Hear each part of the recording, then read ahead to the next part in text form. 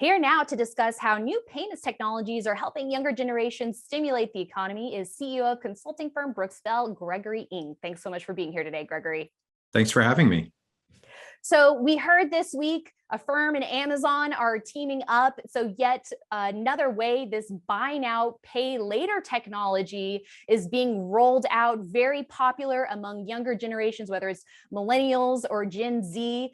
What do you think is we're going to see in terms of that becoming a bigger portion of the retail economy? Yeah, so certainly anything or any device that retailers can use to get buyers to commit to a purchase and to get it in their hands is certainly a great thing for retailers as a whole. And what we're seeing in a lot of generations, specifically millennials and Gen Z, is that we are moving towards a fully digital wallet, right? And so what we're seeing is that comes with less cash, less credit cards, less debit cards, and more digital payment options. And so the partnership with Amazon and Affirm makes total sense. It creates an environment where there's a marketplace with many different products and an opportunity to purchase things that maybe customers cannot purchase in full right now, but get in their hands right now. And that is certainly going to stimulate many areas of the economy. Is there any reluctance on the behalf of retailers out there from rolling this out, or is there really only upside to be gained by giving that as an option in checkout?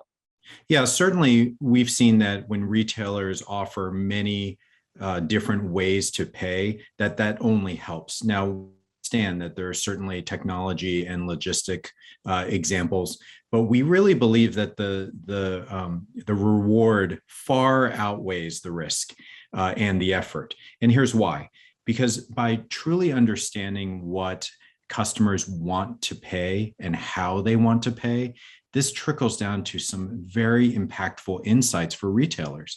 It helps us understand what is the mindset, what are the certain types of items and price points that customers maybe are aspiring to or putting to their wish list versus ready to buy now. And it also trickles down for retailers who have brick and mortar presence as well as online presence, and how they cater their customer experiences digitally and offline will really separate the really forward-looking retailers from the ones that maybe are too reluctant to install new types of technologies. So buy now, pay later, definitely disrupting the landscape. And you mentioned the digital wallet. We have Apple now rolling out IDs even for digital wallets, testing that in some states. So this is only continuing to gain momentum and use cases. Can you talk about the peer-to-peer payments and how that's really picking up steam? Yeah, certainly the Venmos and PayPals and Zelles of the world are gaining a lot of steam. It's gaining a lot of steam for many different reasons. One, it's instantaneous. Two, it creates a social aspect and an ability to develop a feed with comments. And three, it really creates a more community environment. And so what we're also seeing is that there's some really forward-looking brick and mortar retailers who are allowing the PayPals and the Venmo purchases right at the physical cash register. So this is a perfect example of retailers saying, look, $1 here is $1 there. Let's really understand what these younger demographic of buyers and brand loyalists, this is the really important thing, can do for us now. And how does that stimulate different initiatives digitally and offline for these brands long term? And another way younger generations are shopping is through social media, whether it's Instagram, through influencers, or the shopping capabilities that they have directly built into that app, or even now TikTok, which there's Shopify built into TikTok now as well. So social media, a big way to get spending out of these younger generations. Yeah, certainly social media is a great network. It's a great opportunity for brands to interact in different ways. And it's a great opportunity for brands to interact with influencers within those platforms in different ways. What is king across the board when it comes to social media, as well, and especially for the millennial and Gen Z audience, is authenticity. Brands need to understand that each platform is different, each community is different within those platforms, and how products and commerce are introduced into the conversation needs to be genuine. The kind of radar that younger generations have in terms of what is real and what isn't real, what is authentic and what isn't authentic, really pays off when brands have a strong strategy. And by the way, that strategy can't just be lifted from the Instagrams and put on TikTok. You have to have a separate strategy for TikTok, a separate strategy for Instagram, separate strategy for Facebook. And it's the combination of what they know about behavior within each of those platforms that can fuel different ways to build your shop on the Shopify platform, for example, on their own .com website and in their physical stores.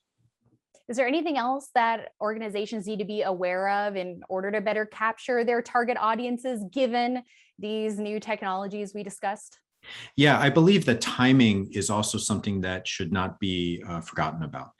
Timing in terms of when a brand messages all the different options, timing in terms of when the brand interacts with things that come with e-commerce, right? Things like returns, reviews, refer a friend, shipping problems and logistics. All these types of customer care options play into the full experience that involves payment, and it involves the procurement of the actual product. And we've seen some really interesting data that shows that millennials and Gen Z prefer to purchase and browse in the physical store.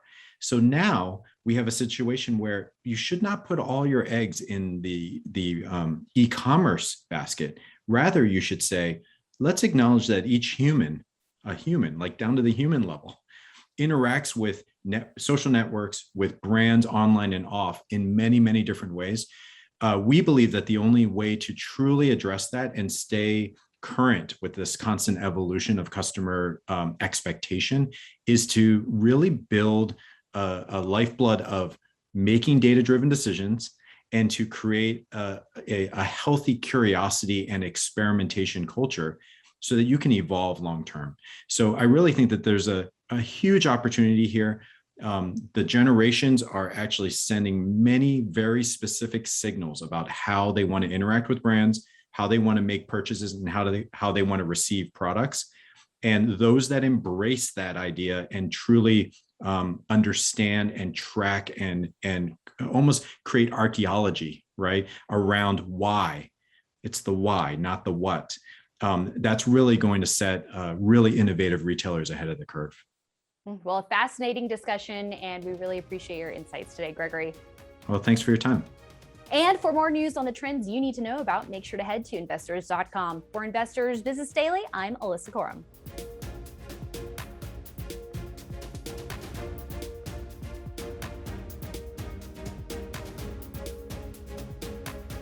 Hi there. Thanks so much for watching Investing Strategies on our YouTube channel. If you want more executive interviews and analysis of key trends to watch, make sure you hit the subscribe button so you can stay up to date.